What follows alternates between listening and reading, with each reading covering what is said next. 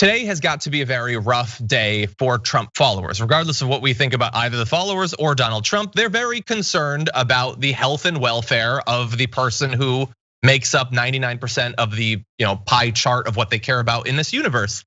And so they turn to Fox and Friends to feel better about it. And Fox and Friends turns to propaganda, because look at this doctor that they got on to talk about how this is gonna play out. And our president is constitutionally incredibly strong. He operates more like a 45-year-old than a 74-year-old in terms of his stamina. He has no underlying comorbidities. He will naturally resolve this quickly, but we can accelerate that. And I think that would be the enormous focus on his advisors in terms of his positions today. He may even have received some of those agents last night. Okay, and she goes on to all the different things he's gonna get, and they're gonna give him hydroxychloroquine, even though more studies have just come out saying it doesn't do anything and all that stuff. So, Brett, what do you think about his amazing stamina and constitution, no comorbidities? No one likes working with that doctor at our hospital. No one. That's one thing that just jumps out to me. That's the one who's like, and they bring out, someone with an accent to seem very smart, who's going to say that Trump is fine. His stomach is going to get flatter and more abby. His penis is going to get bigger through all this. That's how strong our president is. We love him so much. Also, I am currently giving him my platelets. No need, but I think we all should. Like, that's the problem. And through it all, Kilmeade's trying to give his medical advice. Everyone out there on the Republican side is trying to talk like they're a freaking medical expert. And the truth is, they're the ones getting sick. Like, you're the ones who are doing all the things that the actual smart people are telling you not to do. Yeah, it's so frustrating. But I love that. I don't know if people get to see the great things that John writes in the production document. Like, Fox audience needs to be wrapped in a blanket and told everything will be fine. That's what it is. It's the absolute right thing to say. Scott Atlas, president's new favorite doctor, Scott Atlas, goes up in front of Fox or whoever and says, the president's gonna make a speedy recovery. And while that may be true, may not be true, even Chris Wallace comes out and he said, Scott Atlas has no training in this field. He's a neuroradiologist. And as I've said, I think on this show, he's a neuroradiologist from the Hoover Institute, which is a right-wing think tank at Stanford University whose only priority is to convince everyone that the president has unlimited power. That's what it is. How do I know? I worked there. I had a summer internship there and it was psychotic.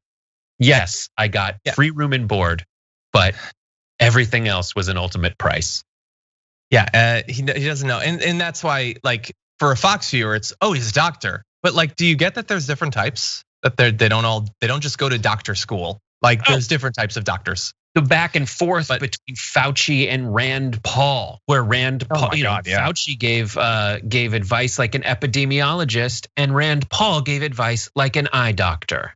Exactly. So but that's the only thing from a medical standpoint that Rand Paul is qualified to diagnose is if that letter on the wall is an E or an F from 20 feet away. Leave everything else to Fauci. Yeah, nothing against ophthalmology. Anyway, with that doctor, she was brought on to say that, he's Hercules, he's Conan, he's gonna be absolutely fine. I will say I'm envious of Fox and Friends technology because the Skype connection to North Korea was very solid. But that's all it was.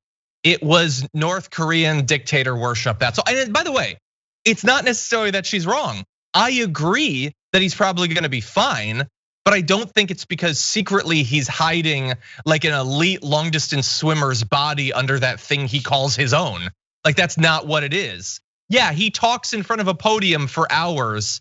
That doesn't mean he's got the stamina of a 45-year-old. He lays in bed watching TV all day, okay? I do that. I don't have the stamina of a 45-year-old. But anyway, and no comorbidities. Now, I can't say for sure anything specific, but there's reason to believe he's got some comorbidities. I'm not a doctor or anything, I can't be more specific, but I would be willing to bet a significant percentage of my money that he's got at least maybe one comorbidity that has something to do with this. And it's one that a lot of Americans have. It's one of the reasons we've taken this thing so seriously, is because so many Americans are inherently more susceptible to this particular virus. No comorbidities. Really? Anyway. Oh, I love it so. Fox is gonna be wild today. Wild with the misinformation. And that's the news side. Do you know what Sean Hannity is gonna be like later tonight, or Tucker Carlson? Oh, I know Tucker Carlson be like, oh, it's suddenly the left wing. Where's all their consideration for people who are sick? I thought every single illness was a huge tragedy. They hate America. That's what Tucker Carlson's gonna say.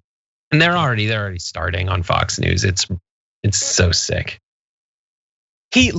Trump literally thinks that exercise drains some sort of spiritual battery that you have and you will die. Here's what Fox News is doing. Fox News is doing the things that people do during earthquakes, where you're like, they built their structure to, instead of, stand up to seismic disturbances, rather they built theirs to stand up to reality and be impervious to it. And this is reality shaking their whole house, and they're just gonna sit there and go like, I hope this holds up. Yeah. I hope it's not the big one. Yeah. That's all they're doing right now at Fox News. And I just want to mention one more thing. We can't go on too long about it because we talked a lot about the implications. We do have other news to get to, but one of the things that I am concerned about going forward is that one would be reasonable in thinking that Trump getting the virus means Trump supporters will take it more seriously. Maybe that's what will happen, but it is not guaranteed that that's what's gonna happen. And if Trump does get through this, either without getting seriously sick, or let's keep it real, more likely we would never find out how sick he was, because they're certainly gonna downplay it. I mean, if they're saying he has mild symptoms, that either means that he has mild symptoms or he's got worse than mild symptoms, but you're only gonna hear about the mild symptoms. That they will then think, Trump got through it. He's 74 years old, he was fine, so I'll be fine. This could lead to more Trump supporters being more sure that this isn't anything that we need to care about. That's one of my fears. Jonathan said in the Twitch comments, Sean Hannity, President Trump has taken the deadly fake virus into custody and plans on destroying it himself in order to save the US from the Chinese. It's a great job. That is pretty good.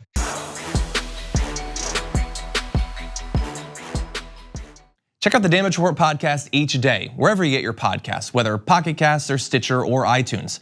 You can join me as I give you the news and stories you want, with a range of co-hosts and interview guests jumping in on the fun each day. Again, that's the Damage Report, wherever you get your podcasts. And if you get them at iTunes, don't forget to rate and review. Sometimes I'll read them live on the show.